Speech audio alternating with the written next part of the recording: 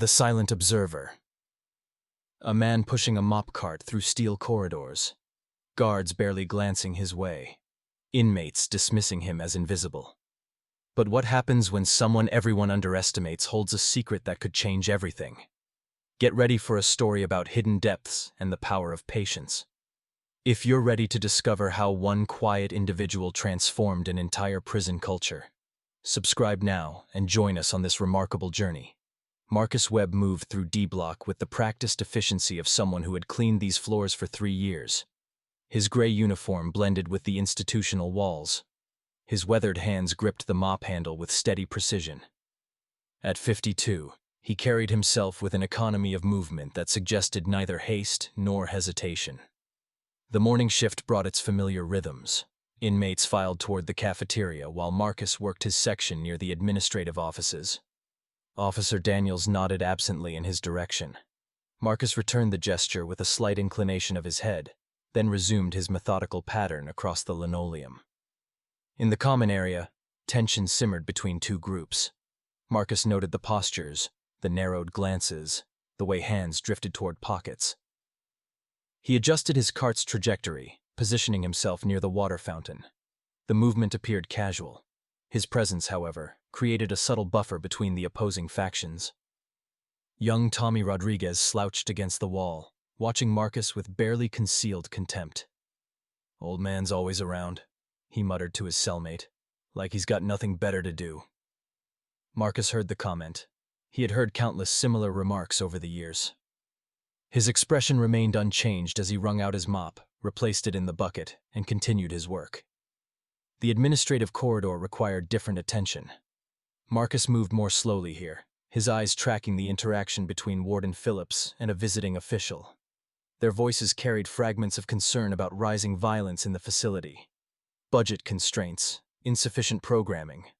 Marcus absorbed these details while appearing entirely focused on baseboards that needed scrubbing. By afternoon, the prison's undercurrents shifted. An altercation near the recreation yard drew guards away from their usual posts. Marcus observed from his station by the supply closet. He watched how quickly order dissolved when authority dispersed. He noted which inmates stepped forward to escalate, which ones retreated, and which few attempted to defuse the situation. That evening, as Marcus emptied his final bucket, Officer Chen approached with unusual directness. "You see what happened today?" Marcus met his gaze briefly. "I see what I need to see." The response held neither evasion nor elaboration. Chen studied the janitor's weathered face. Searching for something he couldn't quite identify, Marcus returned to his task, offering nothing more. In his cell that night, Marcus sat on his bunk with characteristic stillness. The concrete walls held no answers. The barred window revealed only darkness. Yet within that confined space, Marcus carried something that 3 years of pushing a mop had not diminished. A patience that ran deeper than circumstance, and a watchfulness that missed nothing. The hierarchy of shadows.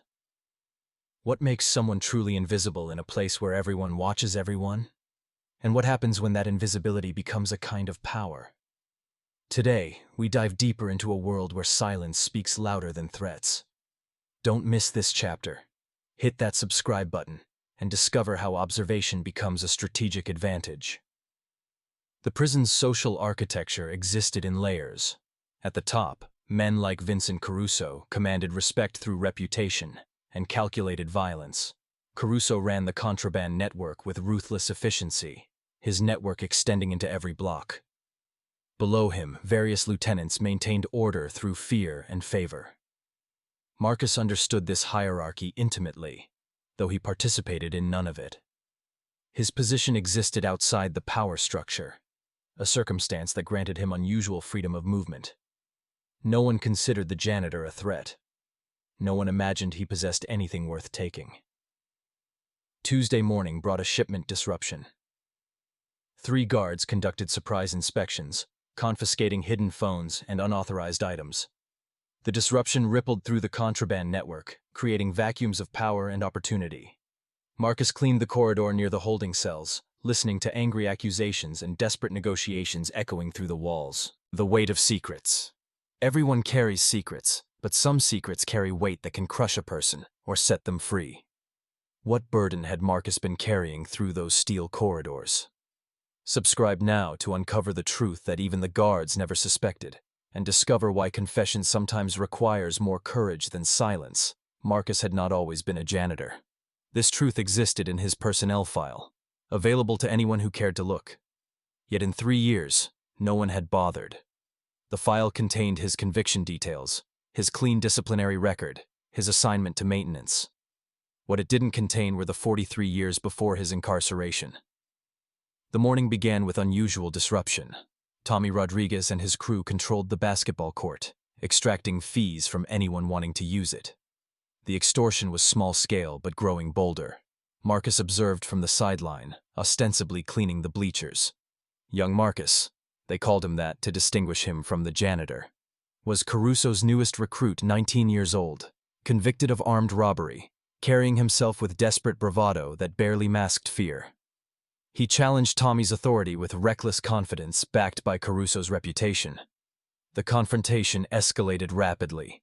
Bodies pressed close, fists clenched. The powder keg awaited only a spark. Marcus set down his cleaning supplies and walked directly between them. "Move, old man," Tommy snarled, adrenaline sharpening his voice. Marcus stood quietly, his presence creating an unexpected pause in the momentum. "This ends one of 2 ways," he said softly. "You both get locked down, losing privileges for 60 days. Or you walk away now, preserve your status, and settle this another time with planning instead of impulse." The simplicity of the statement carried unexpected authority. Both young men hesitated, their calculations shifting. Young Marcus glanced toward where Caruso watched from across the yard. Tommy measured the gathering guards, the cameras, the witnesses. "This ain't over," Tommy muttered, stepping back. Young Marcus followed suit, maintaining face through strategic retreat. The crowd dispersed. Marcus returned to his bleachers. That evening, Caruso summoned Marcus to the library during the quiet hour. The crime boss sat alone at a corner table, a rare moment without his protective buffer. "You got a way about you," Caruso observed. "Subtle, effective. I could use that." Marcus met his gaze directly. "I'm not interested in your operations. Everyone's interested, just a matter of price." "Not everyone." Marcus prepared to leave, but Caruso raised a hand. "You're not afraid of me. That's interesting. Most people in here, they're either scared or stupid. You're neither." Caruso leaned forward. "What's your story, janitor?" The question hung in the air. Marcus considered his response with characteristic deliberation. "I was a teacher. Mathematics. 30 years in public schools." Caruso's expression shifted slightly, surprise breaking through his calculated composure. "A teacher? And you ended up in here?" "My daughter was killed by a drunk driver. The man received probation due to technical issues with the arrest. I found him 6 months later." Marcus's voice remained steady, devoid of emotion or plea. "I didn't plan to kill him, but when the moment came, I made a choice." The confession carried no justification, no appeal for sympathy. Caruso studied Marcus with newfound respect. "You did 15? Eligible for parole in 2 years." The mathematics of human nature. What does a mathematics teacher see that others miss? How can equations reveal truths about human behavior? Today we explore how Marcus's past begins reshaping the prison's future. If you're fascinated by the intersection of logic and human nature, subscribe and keep following this transformation. Marcus's revelation to Caruso rippled through the prison's power structure in unexpected ways. The crime boss shared the information selectively, reframing the janitor from invisible nobody to man of principle who had acted on conviction. In the prison's moral economy, this distinction mattered. Wednesday morning found Marcus approached by Professor Whitmore in the library. "I heard an interesting rumor," the academic said carefully, "that you taught mathematics." Marcus continued shelving returned books. "I did." "What level?" "High school, primarily. A P calculus, statistics, algebra." Whitmore's face brightened. "We have a young man, Kevin Marsh, brilliant mind but no formal education beyond 9th grade. He's been teaching himself from library books, but he's hit walls. Would you consider—" I'm not a teacher anymore, Marcus interrupted gently. You're exactly a teacher, just currently employed in a different capacity. Whitmore smiled. The warden recently approved an informal tutoring program, inmates helping inmates, completely voluntary, of course. Caruso emerged from his cell during afternoon recreation with visible tension in his shoulders. His usual entourage flanked him protectively, scanning for threats. Marcus passed within 10 feet, pushing his cart toward the utility room.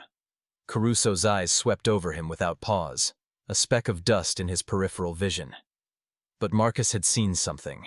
In that brief moment when Caruso believed no one important was watching, his mask had slipped. The crime boss was worried the disruption had cost him more than confiscated items. It had exposed vulnerabilities in his operation. Later, Marcus worked near the library, where intellectual prisoners gathered away from the yard's brutal social dynamics. Professor Dale Whitmore, serving time for embezzlement, sat reading Stoic philosophy. The elderly academic had been Marcus's neighbor for 2 years, exchanging occasional nods but little conversation. "Do you ever tire of it?" Whitmore asked suddenly, watching Marcus methodically wipe down tables. Marcus paused. "Of cleaning? Of being overlooked?" The question held genuine curiosity rather than condescension. Marcus considered his response carefully. "People see what they expect to see. Sometimes that's useful." Whitmore's eyebrows rose slightly. He studied Marcus with renewed interest, sensing depths beneath the simple statement. Before he could probe further, Marcus moved to the next table, the conversation apparently concluded. That afternoon, Marcus witnessed the inevitable consequence of the morning's disruption. In the laundry facility, 2 of Caruso's rivals attempted to expand their territory. The confrontation escalated quickly, voices rising, bodies squaring off. Marcus stood 30 feet away, folding clean linens with steady hands. Officer Morrison rushed toward the brewing fight, hand on his radio. Marcus caught his eye and gave an almost imperceptible shake of his head. Morrison hesitated, training overriding instinct for just a moment. In that pause, one of Caruso's lieutenants appeared, diffusing the situation with whispered words and subtle threats. Violence avoided. Order maintained. Marcus returned to his cart. That evening, Morrison found Marcus cleaning near the showers. "How did you know?" the young guard asked. Marcus wrung out his mop. "Timing matters. Sometimes intervention escalates. Sometimes patience resolves." Marcus understood the subtext. Whitmore was offering him an opportunity to reclaim part of his identity, to channel his knowledge toward constructive purpose. The old educator in him stirred, recognizing the pull of his life's work. That afternoon, Marcus met Kevin Marsh, a 23-year-old convicted of check fraud. Serving 18 months, Kevin's hunger for knowledge radiated from him like heat. He had filled notebooks with mathematical explorations. Teaching himself through trial and error, Marcus reviewed the notebooks during his evening shift. Kevin's work showed raw talent hindered by gaps in foundational understanding. He had arrived at certain conclusions through intuition, missing the structural frameworks that would unlock deeper comprehension. The next day, Marcus began, not with formal lessons, but with questions. "Why does this equation matter to you?" he asked, pointing to Kevin's attempt at solving differential equations. Kevin's eyes lit up. "Because it describes change, how things transform over time. In here, everything's static, controlled. But math shows that change is constant, measurable, predictable." Marcus nodded slowly. "Mathematics reveals patterns. Once you understand the pattern, you can navigate complexity. This applies to more than numbers." Over subsequent days, their sessions expanded.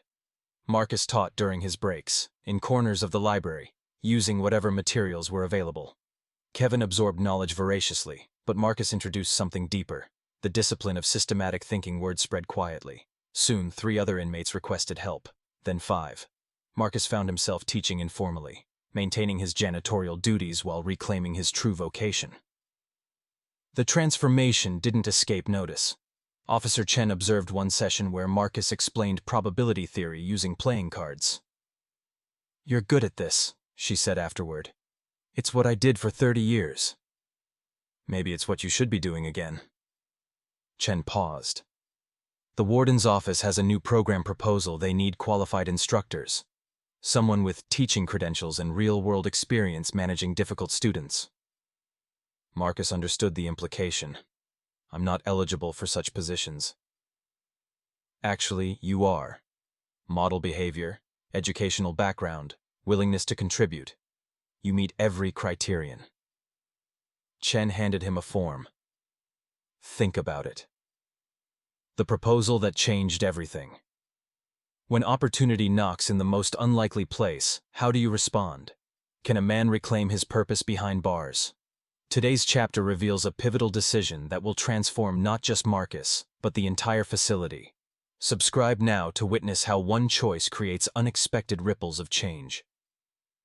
Marcus studied the application form in his cell that evening. The prison's continuing education initiative sought inmates with professional backgrounds to develop vocational and academic programs.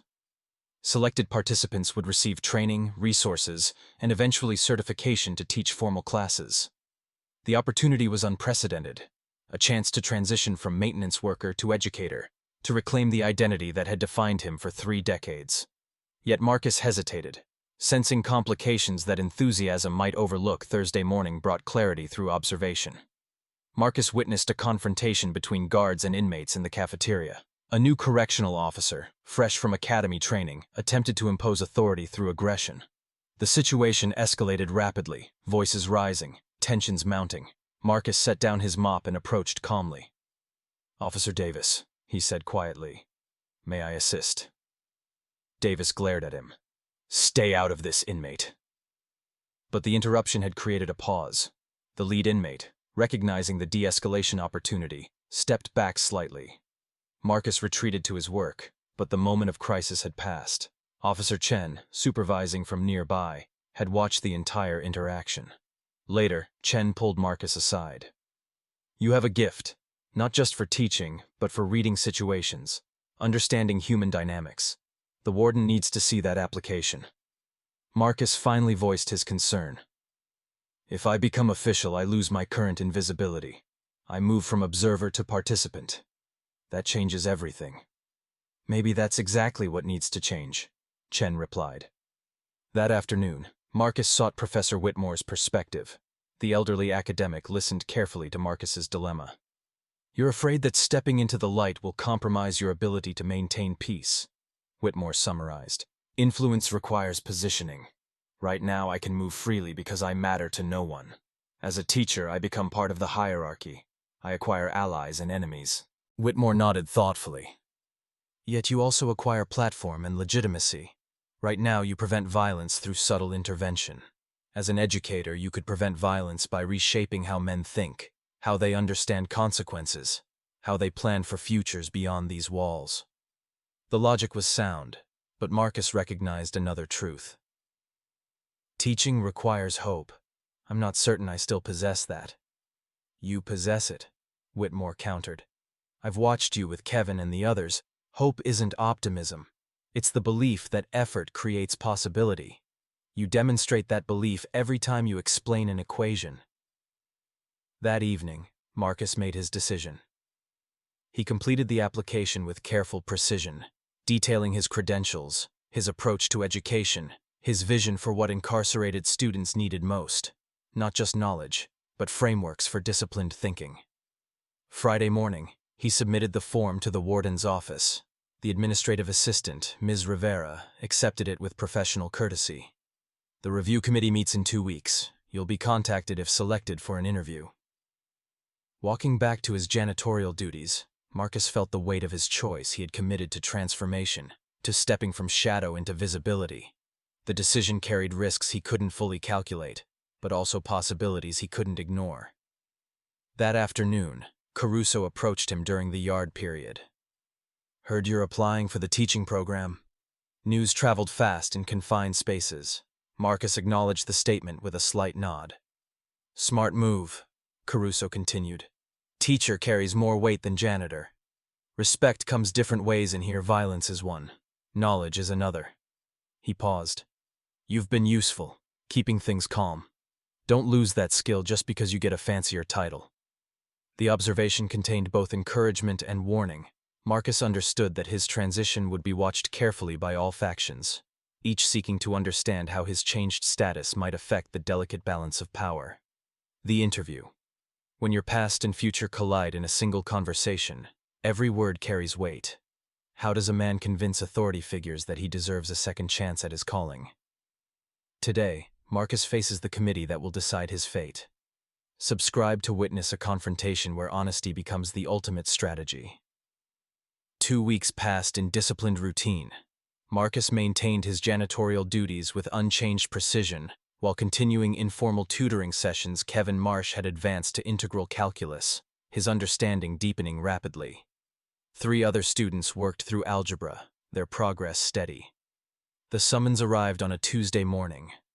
Marcus was scheduled to interview with the Education Review Committee at 2 o'clock that afternoon.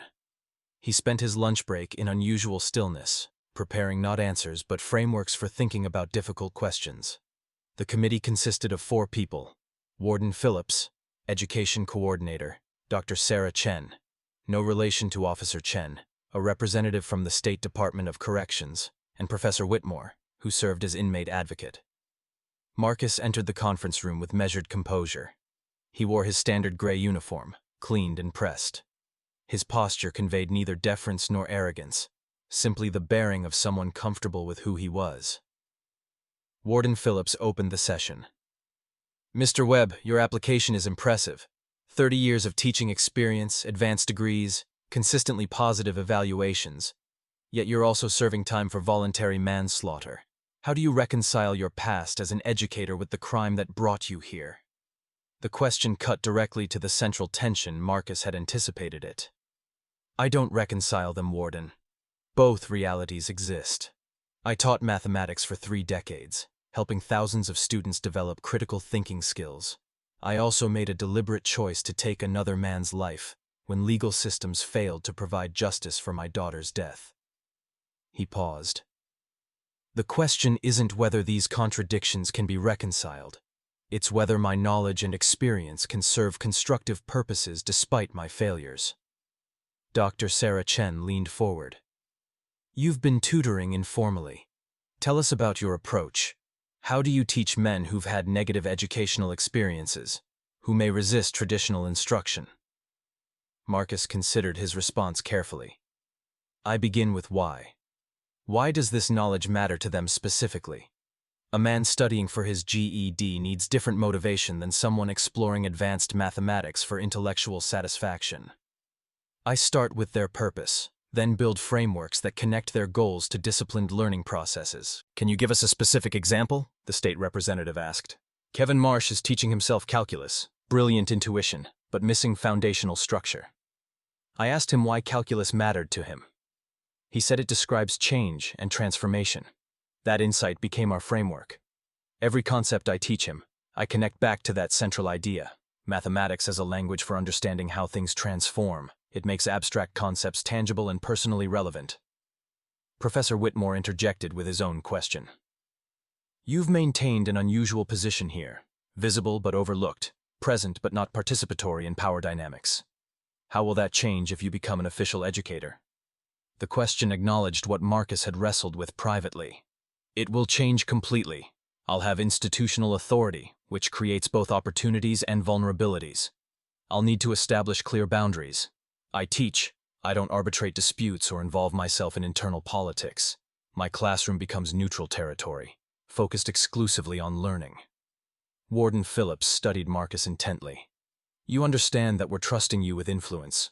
In your current role, you prevent occasional conflicts. As a teacher, you'll shape how inmates think about their futures, their choices, their capabilities. That's considerable power. Yes, sir. It's also considerable responsibility. I understand the weight of it. The interview continued for 40 minutes, probing his educational philosophy, his classroom management strategies, his understanding of the unique challenges facing incarcerated students. Marcus answered each question with careful honesty, neither underselling his capabilities nor overstating his certainty. As the session concluded, Dr. Chen asked one final question. Why should we trust you with this opportunity, Mr. Webb? Marcus met her gaze directly. Because I understand failure. I know what it means to make irreversible choices, to live with permanent consequences. That knowledge makes me patient with men who are still learning to think before they act. It also makes me unwilling to waste the opportunity to make meaningful contribution with whatever time remains available to me. The verdict and the threat. Some decisions create opportunities. Others create danger. When Marcus's life changes, not everyone celebrates his success. Today we explore the darker side of transformation and the price of stepping into the light.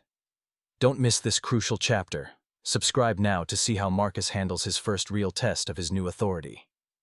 The committee's decision arrived 3 days later. Marcus was approved for the Continuing Education Initiative, pending a 4-week training program and successful completion of institutional certification requirements. He would begin immediately, transitioning from janitorial duties to educational development. Officer Chen delivered the news personally, finding Marcus cleaning near the library. "Congratulations," she said simply, handing him the official letter. Marcus read the document carefully, absorbing the details. His training would cover trauma-informed teaching methods, de-escalation techniques, curriculum development, and facility-specific protocols. Upon completion, he would teach 3 courses: basic mathematics, GED preparation, and an elective in applied logic and problem-solving news, spread rapidly through the institution. Reactions varied predictably. Kevin Marsh and Marcus's other informal students celebrated openly. Professor Whitmore expressed quiet satisfaction. Many inmates who had barely noticed the janitor suddenly regarded him with interest. Here was someone who had navigated the system successfully, who had transformed his circumstances through legitimate means. But not all responses were positive. Tommy Rodriguez felt threatened by Marcus's elevation. In the prison's social ecology, status was finite. One person's rise suggested another's relative decline. Tommy had built his reputation on physical intimidation and street credibility. Marcus represented something different, earned respect through knowledge and discipline. Friday afternoon, Tommy confronted Marcus in the corridor near the administrative offices. "Teacher man now," he said, his tone laden with contempt. "Think you're better than the rest of us?" Marcus stopped, regarding Tommy calmly. "I think I'm someone with specific skills that might be useful to others. That's not hierarchy. It's just function." "Function," Tommy repeated mockingly. "You got fancy words, but you're still an inmate, still a murderer, just like the rest of us." The accusation was designed to wound, to strip away Marcus's professional identity and reduce him to his worst moment. Marcus felt the barb but didn't react. "You're right," he said simply. "I am an inmate. I did kill someone. Those facts don't change. They also don't prevent me from teaching mathematics." The response diffused Tommy's aggression through acceptance rather than resistance. Unable to provoke the reaction he wanted, Tommy shifted tactics. "Your classroom gonna be neutral territory, or you picking sides?" The question revealed the real concern. Tommy wanted to know if Marcus would become an asset to rival factions, whether his new position would alter the facility's power balance. "I teach anyone willing to learn," Marcus replied. "The only requirement is genuine effort. No gang affiliations, no contraband, no politics, just mathematics." "That's naive, old man. Everything in here is politics." "Then my classroom will be the exception." Marcus moved to continue his work, but Tommy stepped closer, voice dropping to a threatening whisper. "You better hope you can maintain that neutrality, because if you can't, if you slip up even once, people will remember you chose sides, and that makes you a target." The threat was clear, delivered without witnesses, designed to plant seeds of fear. Marcus met Tommy's eyes steadily. "I appreciate the warning. I'll keep it in mind." That evening, Marcus reflected on the confrontation Tommy had identified a genuine vulnerability. Marcus's commitment to neutrality would be tested constantly. Every decision about which students to accept, how to respond to conflicts, what subjects to teach would be scrutinized for hidden allegiances. Professor Whitmore found Marcus in the library during quiet hour. "I heard about Tommy," he said without preamble. "News travels efficiently. He's not wrong about the challenge you face. Maintaining true neutrality requires constant vigilance. One perceived favoritism, one moment of bias, and you lose the very positioning that makes your work possible." Whitmore paused. "But there's another truth. By establishing your classroom as neutral ground, you create something valuable, a space outside normal power dynamics. If you can maintain it, that space becomes increasingly precious to everyone. Marcus absorbed the wisdom. So the key is consistency, absolute fairness, regardless of external pressures. Precisely. And that will require courage you haven't needed as a janitor. Because people will test you constantly, seeking advantages, probing for weaknesses. The first class. The moment of truth arrives. Can Marcus translate his vision into reality? When theory meets practice, every assumption gets tested. Today, witness the beginning of something unprecedented, a classroom where transformation becomes possible. Subscribe now to see how Marcus's first lesson reshapes what education means behind bars. The training period passed with disciplined intensity. Marcus absorbed trauma-informed teaching methodologies, learning how childhood adversity and systemic disadvantage shaped learning capabilities. He studied de-escalation techniques specific to educational settings, practiced responding to disruption without escalating to punishment. Dr. Sarah Chen proved an exceptional mentor. During their sessions, she pushed Marcus to examine his assumptions about teaching. Your previous students chose to be in AP Calculus, she reminded him. These students are mandated to pursue education, or incentivized by privilege systems. Motivation structures are completely different. Marcus adjusted his approach accordingly, developing curricula that emphasized practical application over abstract theory. His basic mathematics course would focus on real-world problem-solving, financial literacy, measurement, data analysis. His GED preparation would target specific competencies while building test-taking confidence. His applied logic course would teach structured thinking through puzzles, paradoxes, and strategic games. Monday morning arrived. Marcus's first class, Basic Mathematics, was scheduled for 9 o'clock. 15 students filed into the converted classroom, their attitudes ranging from genuine interest to hostile resistance. Kevin Marsh sat in the front row, eager and encouraging. Tommy Rodriguez slouched in the back corner, arms crossed, expression challenging. Marcus stood at the front, allowing the room to settle. He had changed from gray institutional uniform to the designated instructor attire, khaki pants and a button-down shirt that distinguished educators from general population. The transformation was symbolic, signaling his new role. "Good morning," he began simply. "My name is Marcus Webb. For the next 12 weeks, we'll explore mathematics together. Not because you're forced to, though some of you are. Not because it's abstract intellectual exercise, but because mathematical thinking gives you tools for navigating complexity." He wrote a number on the board, $47,382. "This is the average cost of incarceration per inmate per year in this state. The taxpayers of this state are investing nearly $50,000 annually in each of you being here. That's more than many families earn. More than college tuition at state universities. It's an extraordinary investment." He paused, letting the number sink in. "What are you doing to generate return on that investment?" The question hung in the air. Students shifted uncomfortably. Marcus continued. "Mathematics teaches you to think in terms of investment and return cost and benefit, risk and probability. These aren't just abstract concepts. They're frameworks for making decisions that shape your futures." He moved to the next section. "We'll start with something practical. Financial literacy. How many of you have bank accounts?" 3 hands rose tentatively. "How many plan to open bank accounts when you're released?" More hands, those still hesitant. "Then you need to understand interest rates, compound growth, fees, credit scores, the mathematical structures that determine whether banking systems work for you or against you." Kevin raised his hand. "Are we going to cover investment strategies? Like stocks?" "Eventually, yes.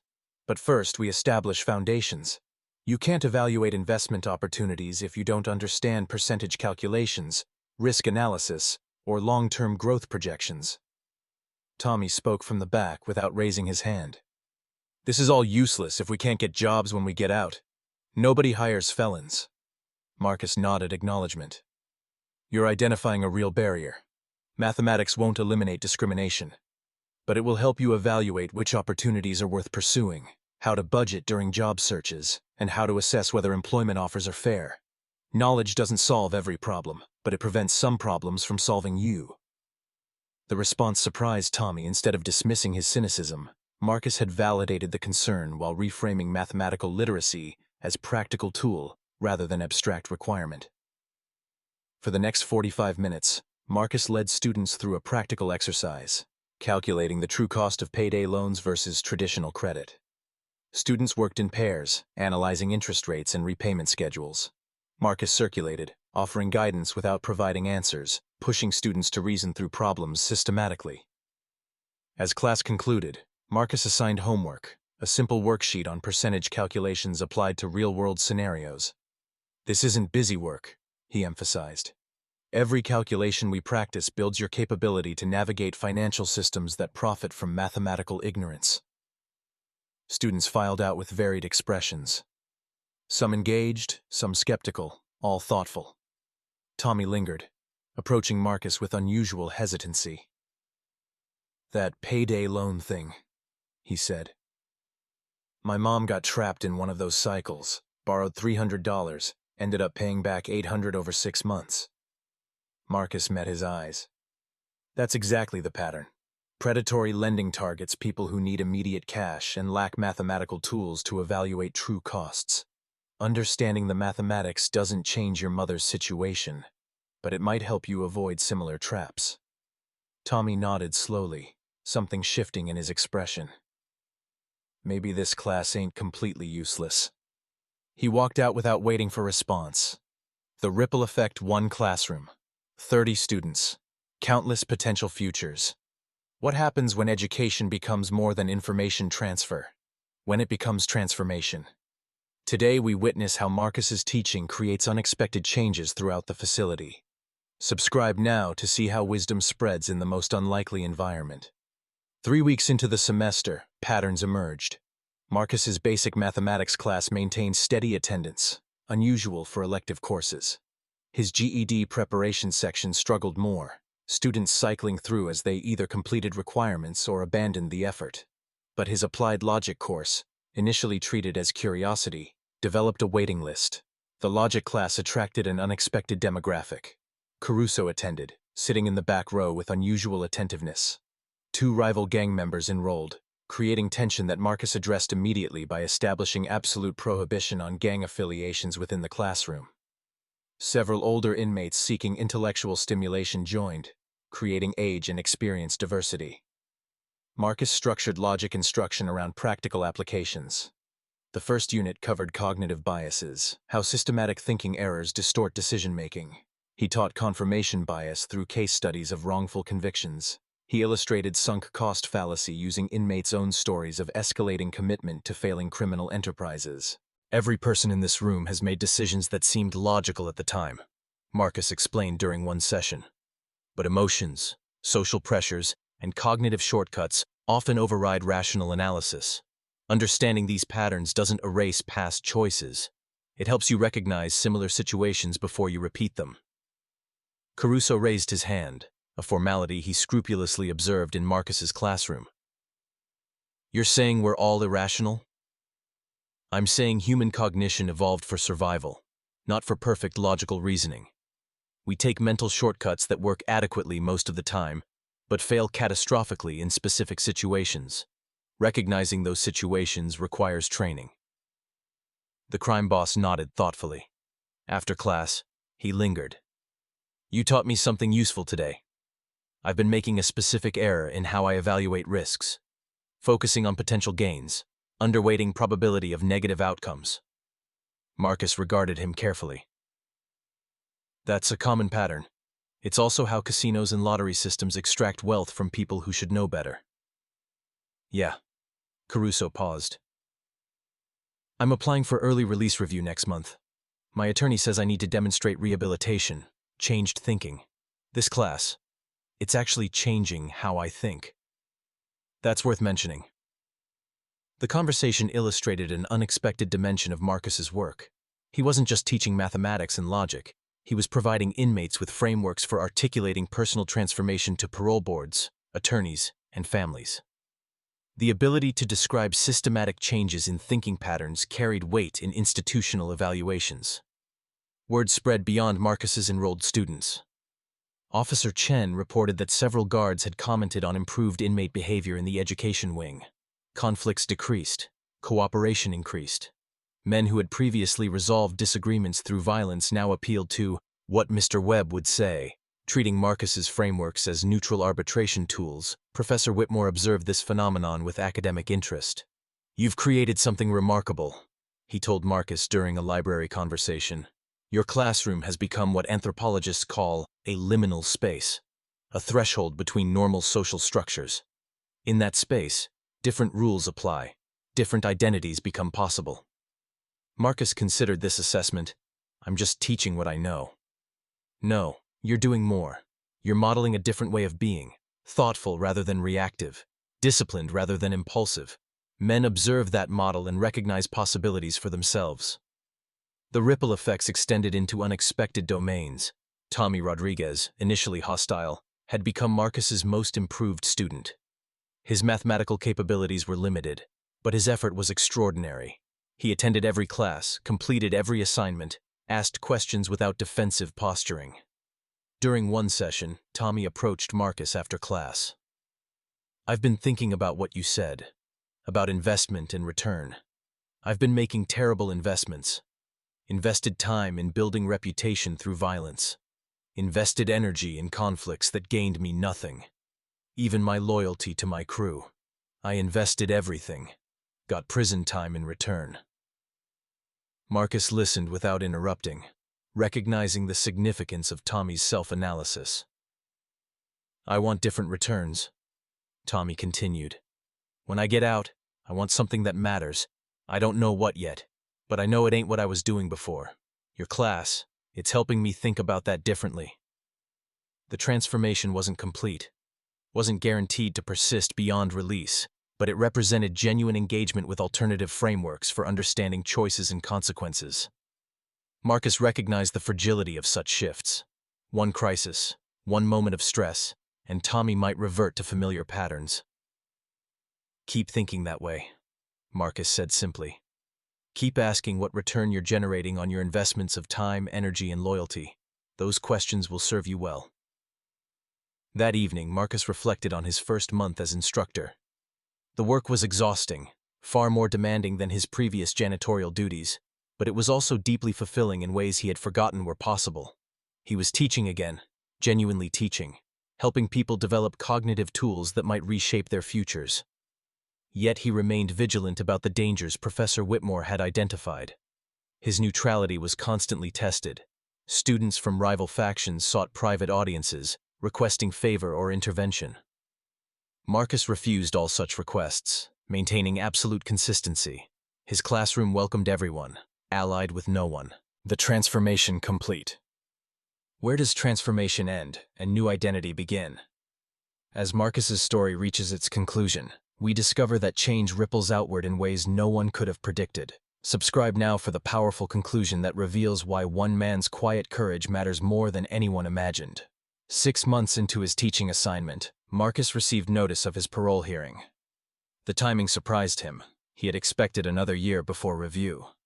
His attorney explained that the warden's office had submitted an extraordinary recommendation, citing Marcus's exceptional contributions to the facility's educational programming. The hearing was scheduled for late November.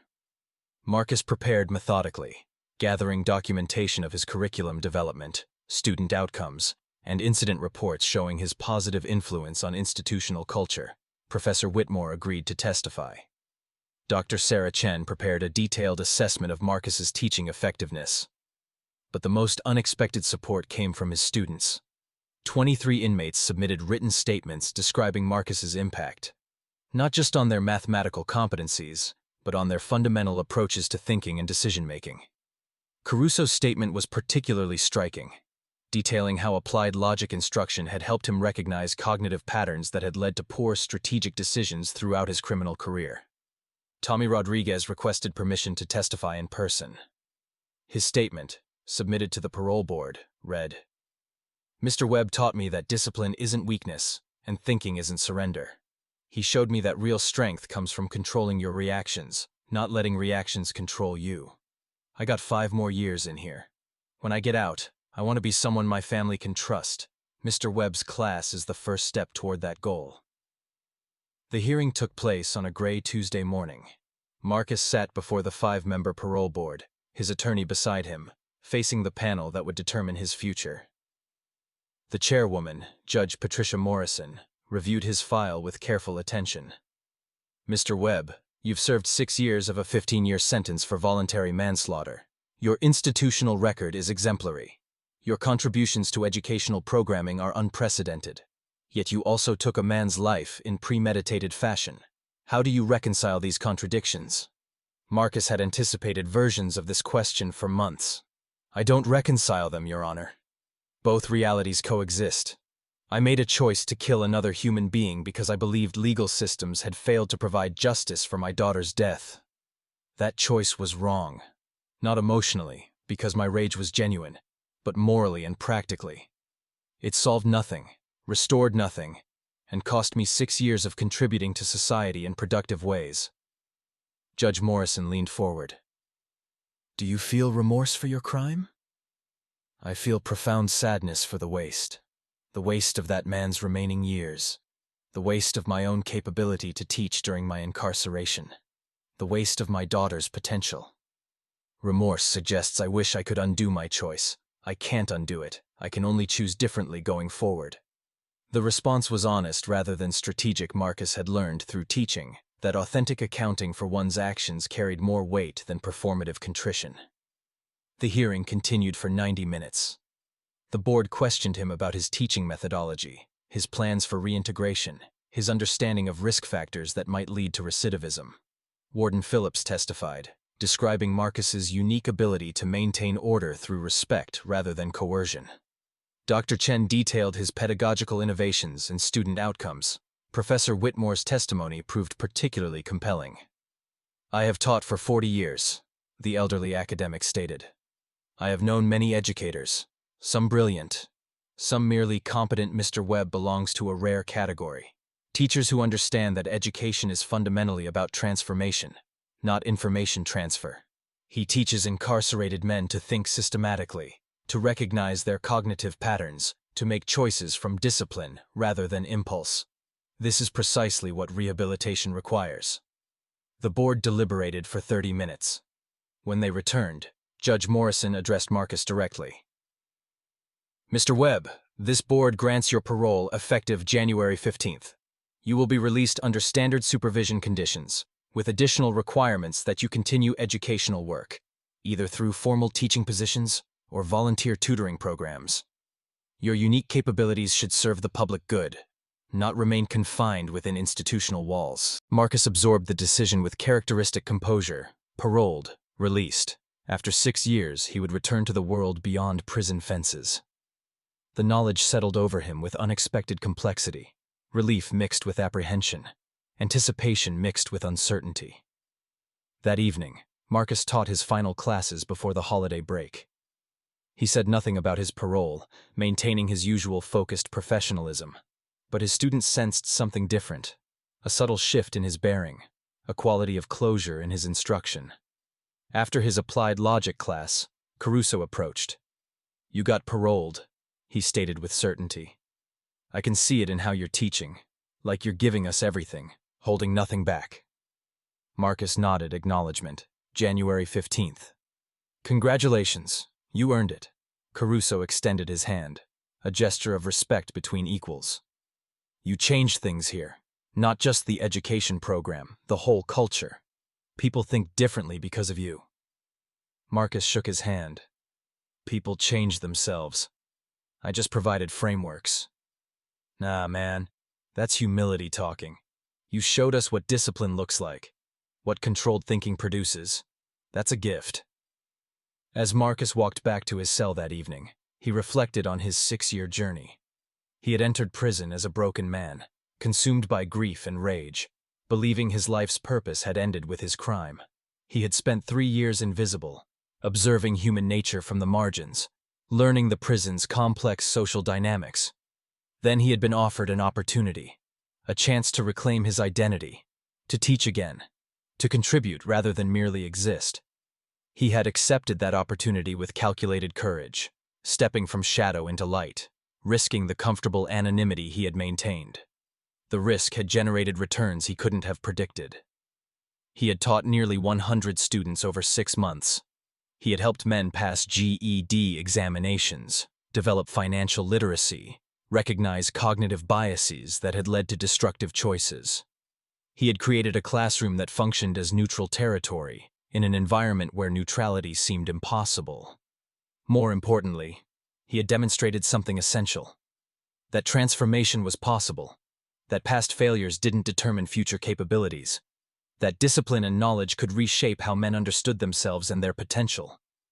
Marcus understood that his release wouldn't erase his crime. He would carry that burden permanently. The weight of having taken a life, the knowledge of having surrendered to rage rather than accepting imperfect justice. But he also carried new knowledge, that even profound failure didn't negate the possibility of meaningful contribution, that purpose could be reclaimed in unexpected contexts, that teaching remained teaching regardless of setting. On January 15th, Marcus Webb walked through the prison gates carrying a single bag of possessions. Professor Whitmore had arranged a position for him at a community college's prisoner re-entry program. He would teach mathematics to formerly incarcerated individuals seeking educational credentials. As he stepped into winter sunlight, Marcus thought of his students, Kevin, Tommy, Caruso, and dozens of others. He had taught them mathematics, logic, and systematic thinking. They had taught him something equally valuable, that even in humanity's darkest circumstances, the capacity for growth persisted, waiting only for someone willing to provide frameworks and patient encouragement. The janitor they hadn't trusted had confessed his past and reclaimed his purpose. In doing so, he had created ripples that would continue long after his release. Men thinking more carefully about choices, approaching decisions with discipline rather than impulse, understanding that transformation begins with honest accounting of who you are and deliberate construction of who you might become. Marcus walked forward into his uncertain future, carrying hard-won wisdom and quiet determination to continue the work that had restored his sense of purpose. The story of his transformation was complete. The stories of those he had taught were just beginning. Thank you for following Marcus's journey. If this story of unexpected resilience and quiet transformation inspired you, please share it with others who might benefit from understanding that purpose can be reclaimed even in the darkest circumstances. Subscribe to discover more stories about inner strength, discipline, and the power of patient, principled action.